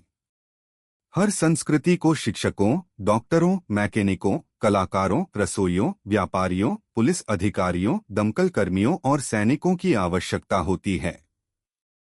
स्कूल उन्हें प्रशिक्षित करते हैं ताकि समाज फल फूल सके, अमीर पापा ने कहा। अफसोस की बात है कि कई लोगों के लिए स्कूल अंत है, शुरुआत नहीं। एक लंबी चुप्पी थी। अमीर पापा मुस्कुरा रहे थे। उस दिन मैं जो कुछ भी उन्होंने कहा उसे पूरी तरह से नहीं समझ पाया, लेकिन अधिकांश महान शिक्षकों की तरह उनके शब्द वर्षों तक सीख देते रहे। मैं आज थोड़ा कठोर रहा हूं, अमीर पापा ने कहा, लेकिन मैं चाहता हूं कि आप हमेशा इस बातचीत को याद रखें। मैं चाहता हूं कि आप हमेशा मिसेज मार्टिन के बारे में सोचें। और मैं चाहता हूं कि आप हमेशा उस गधे को याद रखें। कभी मत भूलिए कि डर और इच्छा आपको जीवन के सबसे बड़े जाल में डाल सकते हैं अगर आप इस बात से अवगत नहीं हैं कि वे आपके सोचने को नियंत्रित कर रहे हैं। अपने जीवन को डर में जीना, अपने सपनों की खोज न करना, यह क्रूर है। पैसे के लिए मेहनत करना, सोचकर कि यह आपको ऐसी चीजें खरीदेगा जो आपको खुश करेंगी, यह भी क्रूर है। रात के बीच में बिलों को चुकाने के बारे में डरते हुए जागना जीने का एक भयानक तरीका है। एक वेतन के आकार द्वारा निर्धारित जीवन जीना वास्तव में जीवन नहीं है। यह सोचना कि एक नौकरी आपको सुरक्षित बनाती है, अपने आप से झूठ बोलना है। यह क्रूर है और यही जाल है जिसे मैं चाहता हूं कि आप टालें। मैंने देखा है कि पैसे लोगों के जीवन को कैसे चलाते हैं। ऐसा मत होने दो। कृपया पैसे को अपने जीवन को चलाने मत दो। एक सॉफ्टबॉल हमारी मेज के नीचे लुढ़क गई। अमीर पापा ने उसे उठाया और वापस फेंक दिया। तो अज्ञानता का लालच और डर से क्या संबंध है? मैंने पूछा। क्योंकि पैसे के बारे में अज्ञानता ही इतनी अधिक लालच और डर पैदा करती है, अमीर पापा ने कहा। मैं आपको कुछ उदाहरण देता हूं। एक डॉक्टर अपनी परिवार के लिए बेहतर प्रावधान करने के लिए अधिक पैसे चाहता है, अपनी फीस बढ़ाता है। अपनी फीस बढ़ाकर यह सभी के लिए स्वास्थ्य देखभाल को अधिक महंगा बना देता है। यह गरीब लोगों को सबसे अधिक नुकसान पहुंचाता है, इसलिए उनकी स्वास्थ्य स्थिति धन वालों से खराब होती है। क्योंकि डॉक्टर अपनी फीस बढ़ाते हैं, वकील भी अपनी फीस बढ़ाते हैं। वकीलों की फीस बढ़ने के कारण स्कूल के शिक्षक भी वेतन बढ़ाने की मांग करते हैं, जिससे हमारे कर बढ़ जाते हैं और यह चक्र चलता रहता है। जल्द ही अमीरों और गरीबों के बीच एक इतना भयानक अंतर होगा कि अराजकता फैल जाएगी और एक और महान सभ्यता ढह जाएगी। इतिहास यह साबित करता है कि जब अमीरों और गरीबों के बीच का अंतर बहुत बढ़ जाता है तो महान सभ्यताएं ढह जाती हैं। दुख की बात है कि अमेरिका भी उसी दिशा में बढ़ रहा है, क्योंकि हमने इतिहास से कुछ नहीं सीखा है। हम केवल ऐतिहासिक तारीखें और नाम याद करते हैं, न कि सबक। क्या कीमतें बढ़नी नहीं चाहिए? मैंने पूछा। एक शिक्षित समाज में, जहां सरकार अच्छी तरह से चल रही हो, कीमतें वास्तव में घटनी चाहिए। बेशक यह अक्सर केवल सिद्धांत में ही सच होता है। कीमतें अज्ञानता के कारण पैदा हुए लालच और डर के कारण बढ़ती हैं। यदि स्कूल लोगों को पैसे के बारे में सिखाते तो अधिक पैसे होते और कीमतें कम होती। लेकिन स्कूल केवल लोगों को पैसे के लिए काम करना सिखाते हैं, न कि पैसे की शक्ति का उपयोग कैसे करें। लेकिन क्या हमारे पास बिजनेस स्कूल नहीं है? माइक ने पूछा। और क्या आपने मुझे एमबीए करने के लिए प्रेरित नहीं किया है? हाँ, अमीर पापा ने कहा। लेकिन बहुत बार बिजनेस स्कूल कर्मचारियों को कुशल बीन काउंटर बनने के लिए प्रशिक्षित करते हैं। भगवान न करे कि कोई बीन काउंटर किसी व्यवसाय का नियंत्रण संभाले। वे सिर्फ संख्याओं पर ध्यान देते हैं, लोगों को निकालते हैं और व्यवसाय को खत्म कर देते हैं। मैं यह जानता हूं क्योंकि मैं बीन काउंटरों को नियुक्त करता हूं। वे सिर्फ लागत काटने और कीमतें बढ़ाने के बारे में सोचते हैं, जिससे और अधिक समस्याएं पैदा होती हैं। बीन काउंटिंग महत्वपूर्ण है। काश और लोग इसे जानते, लेकिन यह भी पूरा चित्र नहीं है, रिच डैड ने गुस्से में कहा। तो क्या इसका कोई उत्तर है? माइक ने पूछा। हाँ, अमीर पापा ने कहा। अपने भावनाओं का उपयोग करना सीखो ताकि आप सोच सकें, न कि अपनी भावनाओं के साथ सोचें। जब तुम दोनों ने अपने भावनाओं पर नियंत्रण पाने के लिए मुफ्त काम करने का निर्णय लिया, तो मैंने जाना कि उम्मीद है। जब तुम फिर से अपने भावनाओं का विरोध करते हुए अधिक पैसे के खिलाफ खड़े हुए, तो तुम फिर से सोचने की प्रक्रिया सीख रहे थे, भले ही तुम भावनात्मक रूप से प्रभावित थे। यही पहला कदम है। यह कदम इतना महत्वपूर्ण क्यों है? मैंने पूछा। खैर, यह आपके ऊपर है कि आप इसे जानें। अगर आप सीखना चाहते हैं, तो मैं आपको लड़कों को एक बंजर स्थान में ले जाऊंगा, एक ऐसा स्थान जहां लगभग सभी लोग जाने से बचते हैं। अगर आप मेरे साथ चलेंगे, तो आप पैसे के लिए काम करने के विचार को छोड़ देंगे और इसके बजाय सीखेंगे कि पैसे को आपके लिए कैसे काम कराना है। और अगर हम आपके साथ जाएं तो हमें क्या मिलेगा? अगर हम आपसे सीखने के लिए सहमत हो जाएं, हमें क्या मिलेगा? मैंने पूछा। वही चीज जो ब्रेर रैबिट को मिली, रिच डैड ने कहा, क्लासिक बच्चों की कहानी का संदर्भ देते हुए। क्या कोई बंजर स्थान है? मैंने पूछा। हाँ, रिच डैड ने कहा। बंजर स्थान हमारे डर और लालच हैं। डर कमजोरियों और जरूरतों का सामना करके अपने विचारों को चुनना ही बाहर निकलने का रास्ता है। अपने विचारों को चुनना? माइक ने उलझन में पूछा। हाँ, जो हम सोचते हैं उसे चुनना, न कि अपनी भावनाओं पर प्रतिक्रिया करना। सिर्फ इसलिए उठकर काम पर जाना क्योंकि आपके पास बिल चुकाने के लिए पैसे नहीं हैं और यह आपको डरा रहा है। इसके बजाय अपने आप से पूछें, क्या इस समस्या का सबसे अच्छा समाधान इसके लिए अधिक मेहनत करना है? अधिकांश लोग चीजों को तर्कसंगत रूप से सोचने के लिए बहुत डरे होते हैं और इसके बजाय एक नौकरी के लिए दरवाजे से बाहर भाग जाते हैं, जिसे वे नापसंद करते हैं। तर बेबी नियंत्रण में है।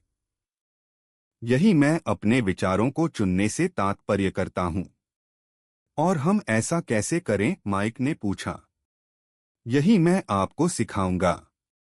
मैं आपको यह सिखाऊंगा कि आपको विचारों का चुनाव कैसे करना है, न कि तुरंत प्रतिक्रिया देना, जैसे सुबह की कॉफी पीकर दरवाजे से बाहर भागना। याद रखें कि मैंने पहले क्या कहा, एक नौकरी केवल एक दीर्घकालिक समस्या का अल्पकालिक समाधान है। अधिकांश लोगों के दिमाग में केवल एक समस्या होती है और वह अल्पकालिक होती है। यह महीने के अंत में आने वाले बिल हैं, तर बेबी। पैसा उनके जीवन को नियंत्रित करता है, या मुझे कहना चाहिए कि पैसे के बारे में डर और अज्ञानता इसे नियंत्रित करती है। इसलिए वे अपने माता पिता की तरह ही करते हैं। वे हर दिन उठते हैं और पैसे के लिए काम करने जाते हैं, बिना यह पूछे कि क्या कोई और तरीका है। अब उनकी भावनाएं उनके सोचने पर नियंत्रण रखती हैं, न कि उनका दिमाग। क्या आप भावनाओं से सोचने और दिमाग से सोचने में अंतर बता सकते हैं? माइक ने पूछा। ओह हाँ, मैं यह हर समय सुनता हूँ, रिच डैड ने कहा। मैं ऐसी बातें सुनता हूँ जैसे, खैर, हर किसी को काम करना पड़ता है, या अमीर ठग हैं, या मैं एक और नौकरी लूंगा। मैं इस वेतन वृद्धि का हकदार हूँ। आप मुझे दबाव में नहीं ला सकते, या मुझे यह नौकरी पसंद है क्योंकि यह सुरक्षित है। कोई यह नहीं पूछता, क्या यहाँ कुछ है जो मैं मिस कर रहा हूँ, जो भावनात्मक सोच को तोड़ देगा और आपको स्पष्ट रूप से सोचने का समय देगा। जब हम दुकान की ओर लौट रहे थे, रिच डैड ने समझाया कि अमीर वास्तव में पैसे बनाते हैं, वे इसके लिए काम नहीं करते। उन्होंने आगे समझाया कि जब माइक और मैं लीड से 5-5 सेंट के सिक्के ढाल रहे थे, यह सोचकर कि हम पैसे बना रहे हैं, हम वास्तव में अमीरों की सोच के बहुत करीब थे। समस्या यह थी कि पैसे बनाना सरकार और बैंकों के लिए कानूनी है, लेकिन हमारे लिए अवैध है। उन्होंने कहा कि शून्य से पैसे बनाने के कानूनी तरीके हैं। अमीर पापा ने आगे समझाया कि अमीर जानते हैं कि पैसा एक भ्रांति है, वास्तव में गधे के लिए गाजर की तरह।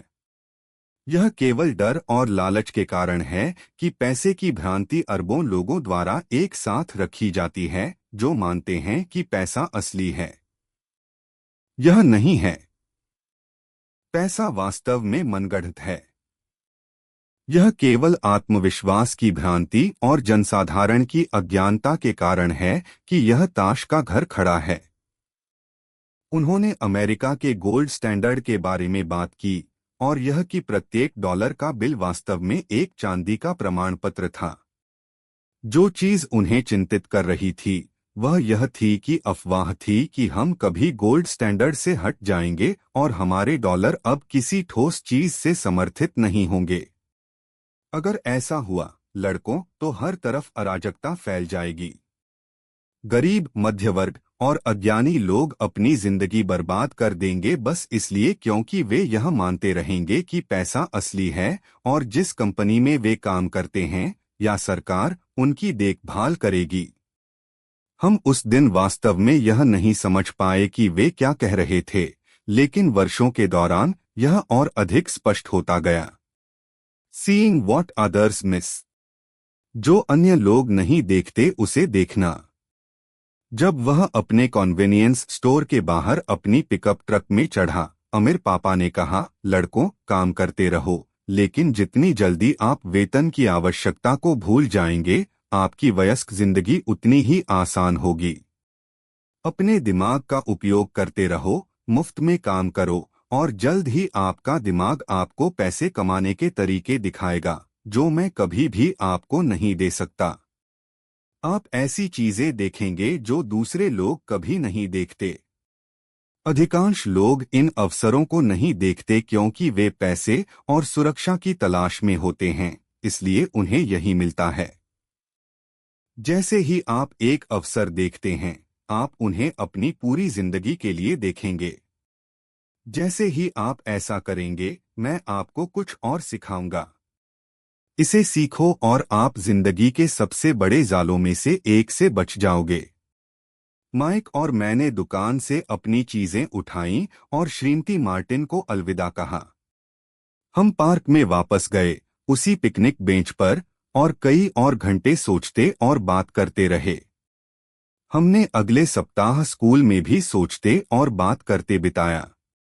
2 और सप्ताह तक हम सोचते, बात करते और मुफ्त में काम करते रहे। हमने अगले सप्ताह स्कूल में भी सोचते और बात करते बिताया। 2 और सप्ताह तक हम सोचते, बात करते और मुफ्त में काम करते रहे। श्रीमती मार्टिन कॉमिक बुक के पहले पन्ने को आधा काट रही थीं। उन्होंने कॉमिक बुक के ऊपर के आधे हिस्से को रख लिया और बाकी किताब को एक बड़े कार्डबोर्ड बॉक्स में फेंक दिया। जब मैंने उनसे पूछा कि वह कॉमिक बुक्स के साथ क्या करती हैं, तो उन्होंने कहा, मैं उन्हें फेंक देती हूँ। मैं नए कॉमिक्स लाने वाले कॉमिक बुक वितरक को क्रेडिट के लिए कवर का ऊपर का आधा हिस्सा वापस देती हूँ। वह 1 घंटे में आने वाला है। माइक और मैंने 1 घंटे तक इंतजार किया। जल्दी ही वितरक आया और मैंने उससे पूछा कि क्या हम कॉमिक बुक्स ले सकते हैं। मेरी खुशी के लिए उसने कहा, आप उन्हें ले सकते हैं अगर आप इस दुकान के लिए काम करें और उन्हें फिर से न बेचें। क्या आप हमारी पुरानी व्यापारिक साझेदारी को याद करते हैं? खैर, माइक और मैंने इसे फिर से जीवित किया। माइक के बेसमेंट के एक खाली कमरे का उपयोग करते हुए हमने उस कमरे में सैकड़ों कॉमिक बुक्स जमा करना शुरू किया।